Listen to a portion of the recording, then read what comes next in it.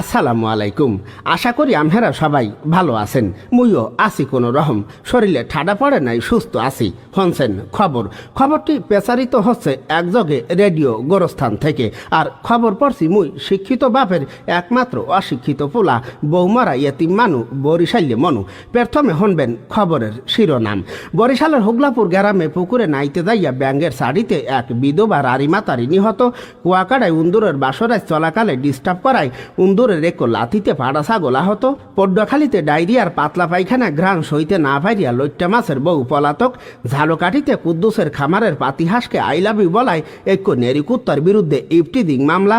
আমতলিতে 12 বছরের টিকটিকিকে ধর্ষণের দায় এক পাড়া ছাগলের যাবজ্জীবন। কলেরায় কাহিল হইয়া সদরঘাটের এক কাতল মাছ মেডিকেলে ভর্তি। ও বরিশালের এক মাঠে গাই গরু ও দামড়া গরুর মধ্যে এক বিশাল ফুটবল খেলা অনুষ্ঠিত। এবার শুনবেন খবরের বিস্তারিত।